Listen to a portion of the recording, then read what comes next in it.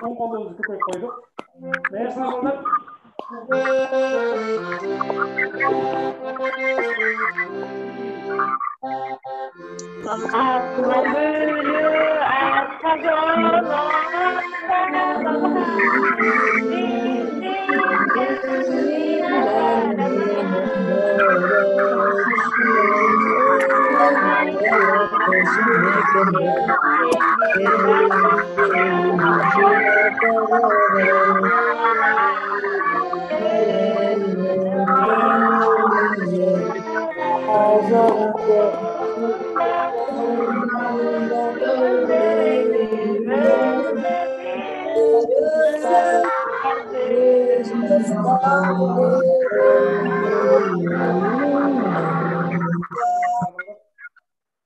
Demi ünlü sabah kadar şu gammanın 4 günü üstündeyiz.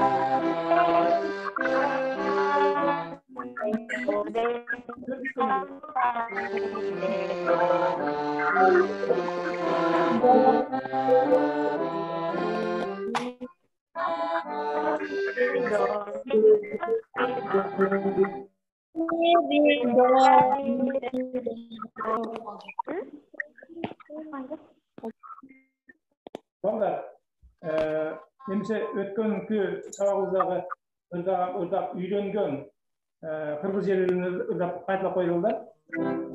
Даясыңарбы? Өткөн текст менен мүнөз менен текст менен таанышсаңар.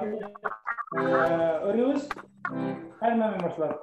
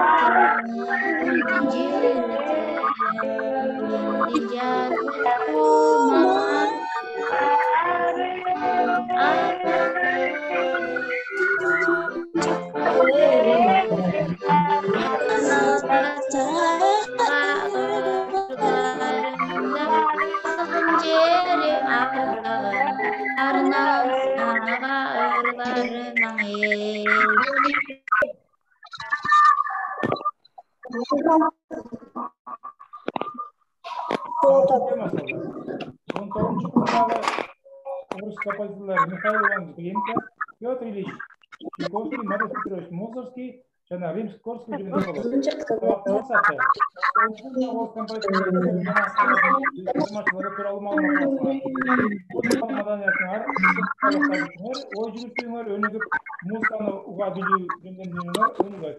көркем музыка адабиятка кызыгууңар ойгонот. Михаил Иванович Глинка 1804 жылы 1-июнда Смоленск губерниясында туулган. Келечекте чоң композитор болууну самаган. Глинка орус классикалык музыкасынын, орус операсынын эки жаңы багытынын негиздөөчүсү болгон. 1830 жылы композитор чет жака алгач Италияга, андан кийин Австрия жана Германияга кеткен. Италияда ал атактуу белканто вокалдык стилин изилдеп, италиялык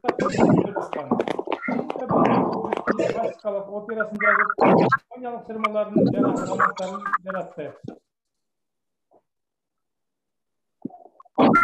Анын опералары Иван Сусанин, Руслан жана Людмила. Белгилүү чыгармалары Торгой, Камаринская, Арагонская охота. Руслан жана Людмила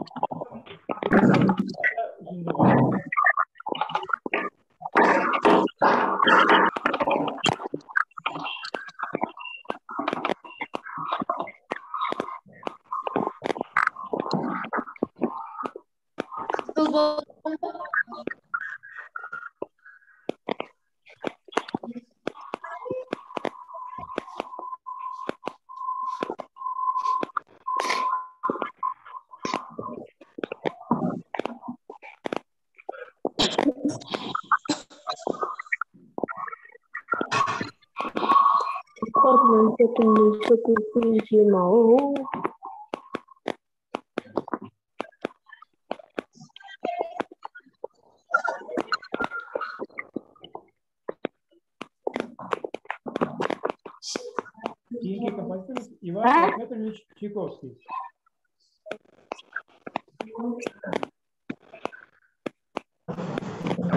Кийинки композитор Петр Ильич Чайковский. Петр Ильич Чайковский 1840 жылы Воткинск Вятка провинциясында туулган. Орус композитору, дирижер, мугалим, музыкалык ишмер. Санкт-Петербургдагы Ушак мектебин бүтүрдөн соң 1859-1861 жылдары Юстиция министрлигинин кызматкери болуп иштеген. 1861 жылы Зарем банкышында музыка теориясында музыкалык билими ачылган. Консерваториясында билимин уланткан.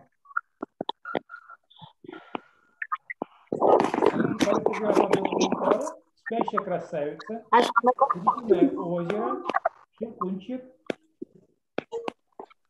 опералары.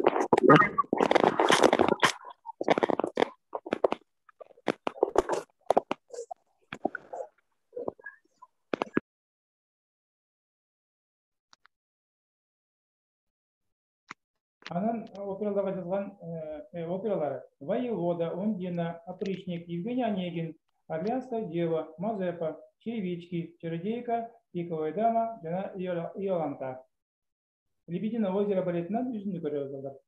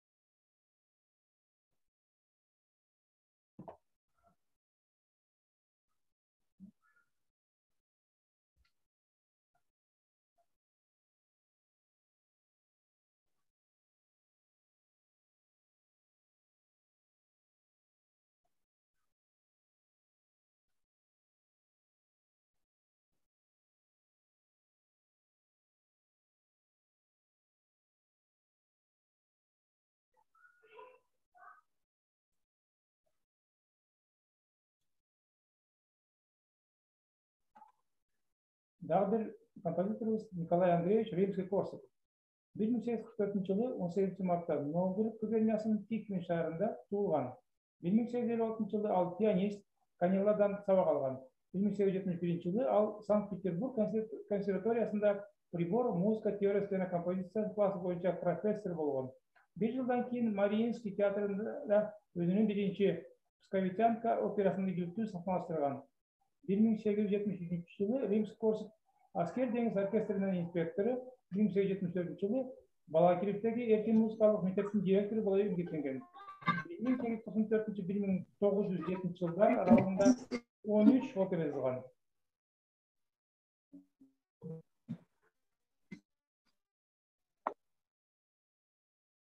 Анын жонокко жазган чыгармалары Садко, Снегурочка, Золотой петушок.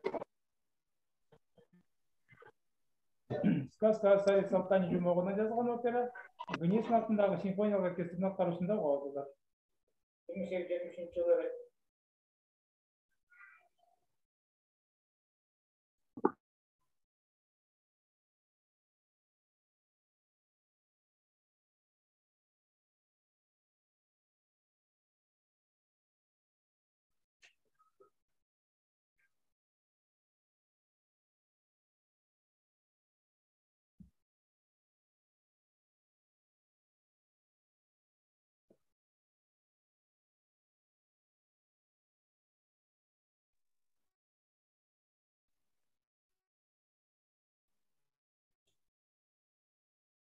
кейінгі композиторымыз Модест Петрович Мусорский.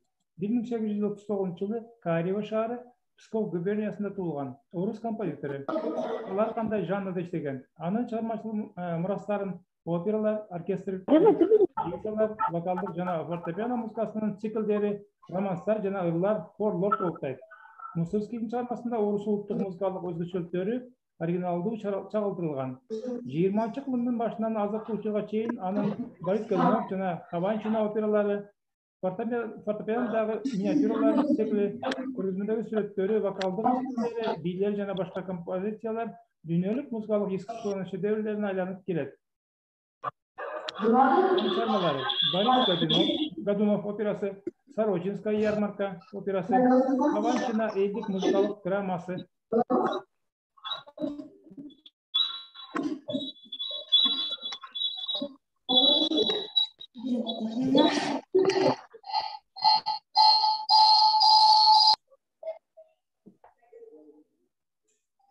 Мусорскийдің Борис Годунов операсынан Борис'in монологынан угабыз.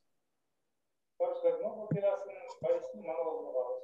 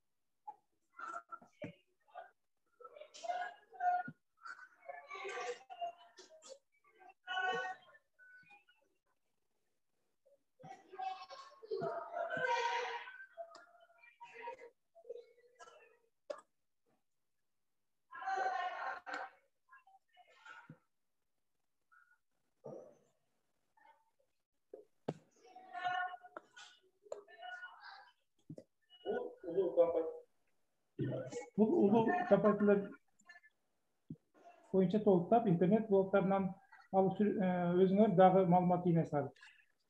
Үйгө тапшырма. Глинка кайсы жерде туулган? Чайковский музыкалык билимди кайдан алган? Римский-Корсаков 1894-1907 жылдары канча опера жазган? Модест Петрович Мусорский шығармашылығында кайсы жанрларда иштеген? Орустун көрүнүктүү композитору Дмитрий Борисович Кабалевскийдин «Наш край» деген ырын ырдап жаттап келесиңер балдар. Саламатта калгыла. Мапа, саламатта калыңыз.